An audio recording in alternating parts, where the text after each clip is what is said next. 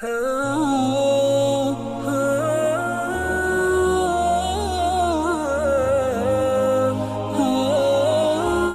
فاروق اعظم رضی اللہ عنہ کا تو عجیب قول ہے۔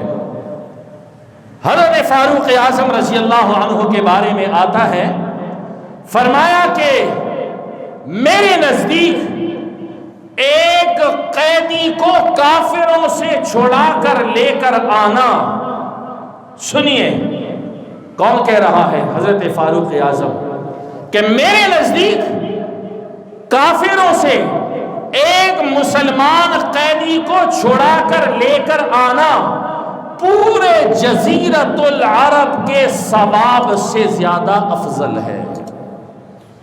سارے جزیرۃ العرب کا ثواب اکٹھا کر لیا جائے اور اس کے مقابلے میں عمر کافروں سے ایک قیدی کو چھڑا کے لے آؤں، میرے لیے وہ سارا جزیرۃ العرب کے ثواب سے زیادہ افضل ہے۔ یہ کون کہہ رہا ہے؟ حضرت فاروق اعظم رضی اللہ عنہ۔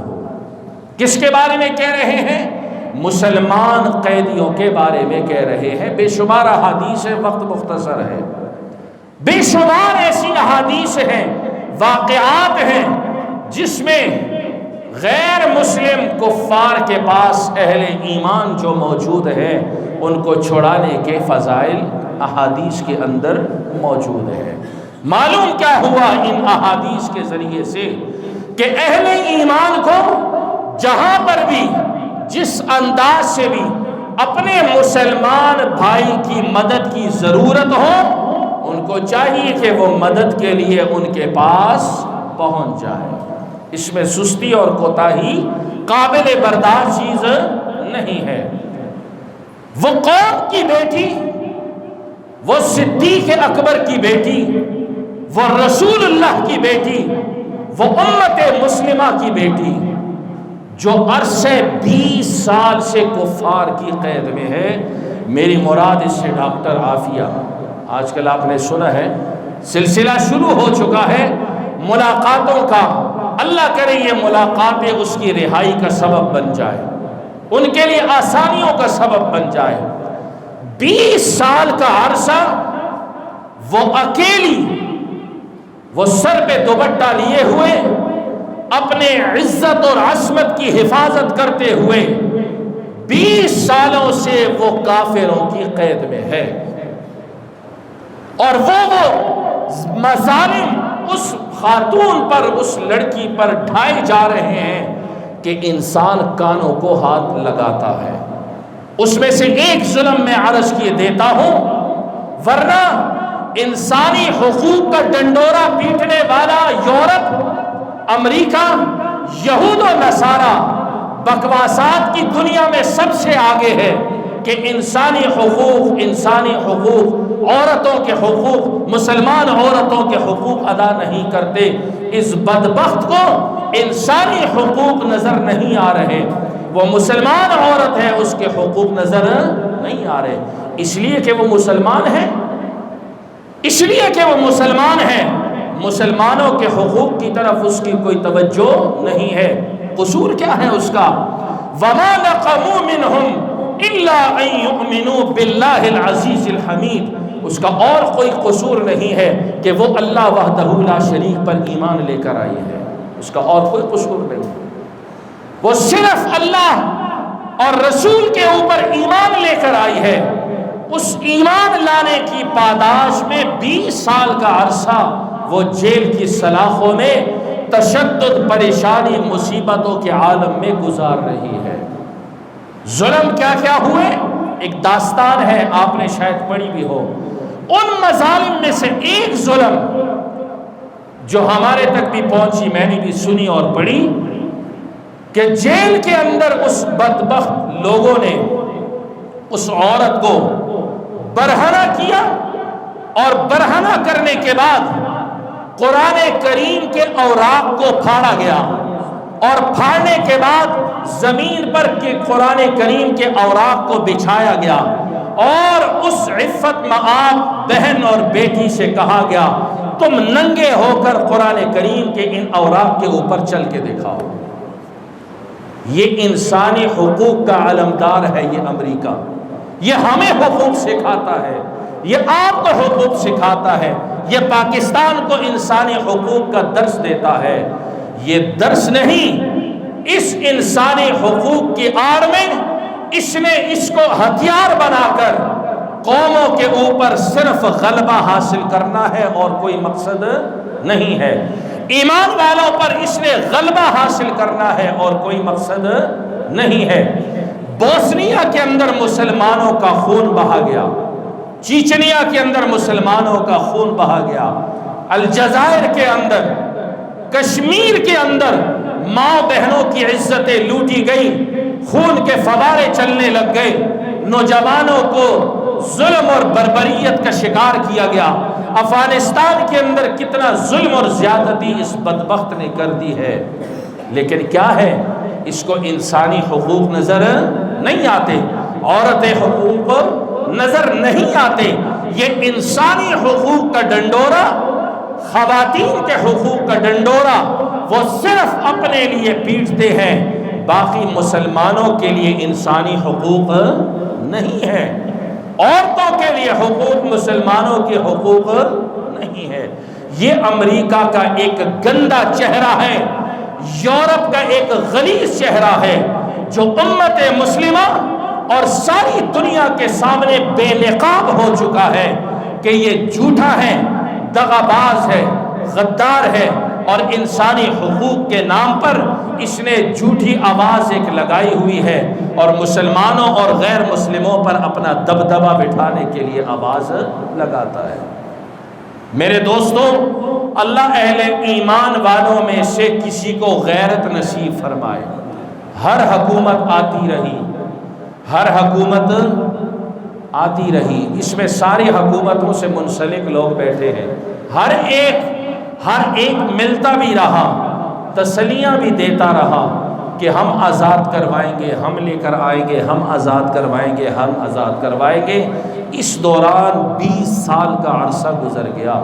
20 سال منہ سے کہنا آسان ہے، زندگی 20 سال گزارنا بڑا مشکل ہے۔ قید تنہائی میں، بند کمرے کے اندر، ظلم اور زیادتی اور ظلم کی چکی میں پستے ہوئے، جس کے دانت بھی ٹوٹ گئے، جس کا سر بھی ٹوٹ گیا، جس کی سماعت بھی اب چلی جا رہی ہے، ان حالات میں وہ زندگی وہاں پر گزار رہی ہے، اور اس وقت بھی کہنے والوں سے یہ کہہ رہی ہے کہ مجھے اس جہنم سے باہر نکالیے، مجھے اس جہنم سے باہر نکالیے۔ اور انسانی حقوق کا ڈنڈورا پیٹنے والا یہ یورپ بہن کو بہن سے ملانے نہیں دے رہا، اگر ملایا بھی ہے تو ایک شیشے کی ایک طرف ایک کو بٹھایا، دوسری طرف دوسری کو بٹھایا، گلے ملنے بھی نہیں دیا، سلام کرنے بھی نہیں دیا، بچوں کی تصویریں بھی دکھانا گوارا نہیں کی۔ یہ کیا ہے؟ یہ انسانی حقوق کا علمدار امریکہ ہے، جہاں میں اور آپ سارے جانے کے لیے تیار بیٹھے ہیں۔ یہ اس کا غلیظ مکروہ چہرہ ہے۔ برسر اقتدار بیٹھے ہوئے لوگوں کی ذمہ داری ہم سب سے زیادہ ان کی ہے، اس لیے کہ ان کے ہاتھ لمبے ہیں، لیکن کمی اگر ان کے اندر ہے تو ایک غیرت کی کمی ہے۔ وہ ایمانی غیرت اللہ جس دن ان کو عطا فرما دے گا، انشاءاللہ وہ بہن ہمارے اندر موجود ہوگی۔ صرف یہ ایمانی غیرت کی کمی ہے۔ وہ محمد بن قاسم جیسا نوجوان کہاں سے لے کر آئے؟ وہ کہاں سے لے کر آئے؟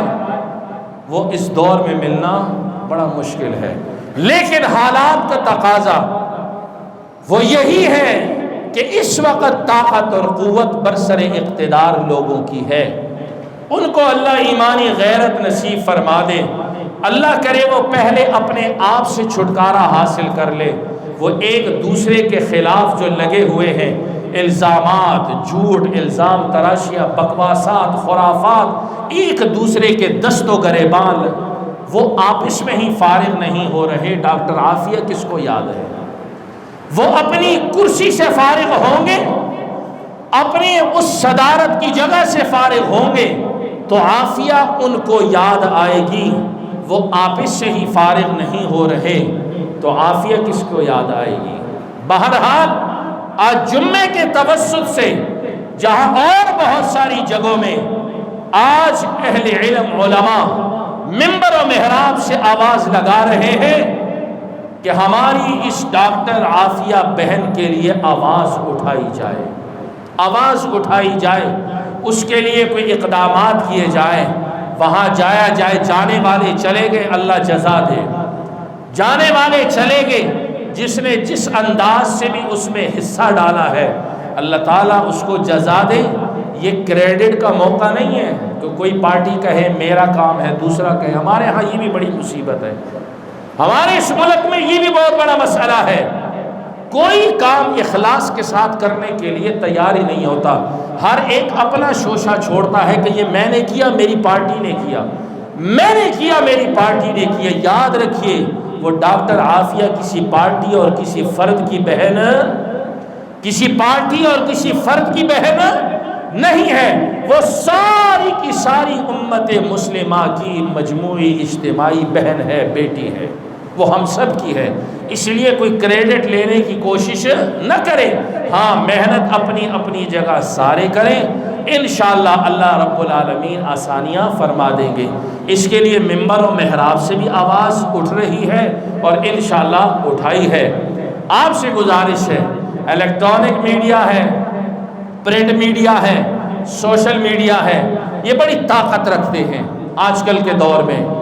آپ حضرات سے بھی گزارش ہے کہ میڈیا کے ذریعے سے نوجوانوں تمہیں کہتا ہوں، فضول خرافات، تحریک انصاف نے یہ کیا، نون لیگ نے یہ کیا، فضل الرحمان نے یہ کیا، جماعت اسلامی نے یہ کیا، ایک دوسرے کے پیچھے لگے ہوئے جھوٹ سچ پتہ نہیں کیا کیا، چھوڑ دو اس کو، نکل جائیے اس سے، اور ایک ٹرینڈ بنا دیجئے کہ ڈاکٹر عافیہ ایمان والوں کی بہن ہے، اس کو ہم نے ہر صورت اپنے ملک، اپنے گھر کے اندر واپس لے کر آنا ہے۔ اس کے لیے ساری اپنی اپنی جگہ کوشش کریں گے نا انشاءاللہ۔ آواز اٹھائیے، سوشل میڈیا کے ذریعے سے، الیکٹرانک میڈیا کے ذریعے سے، پرنٹ میڈیا کے ذریعے سے، مختلف ذرائع سے، قلم کے ذریعے سے آواز اٹھائیے۔ انشاءاللہ وہ دن دور نہیں ہوگا کہ ایمان والوں کی وہ بہن ہمارے اندر موجود ہوگی، اور پیغمبر نے جو حدیث ارشاد فرمائی، وَفُكُّ الْأَعَانِي، قیدیوں کو کفار سے چھڑا کے لے کر آؤ، انشاءاللہ اہل ایمان وہ دن ضرور دیکھیں گے کہ ایمان والے اپنی بہن کو چھڑا کر واپس اپنے گھر لے آئیں۔ اس کے لیے دعا بھی کرتے جائیں، استغفار بھی کرتے جائیں، اللہ سے مانگتے بھی رہیں اور کوششیں بھی جاری رکھیں۔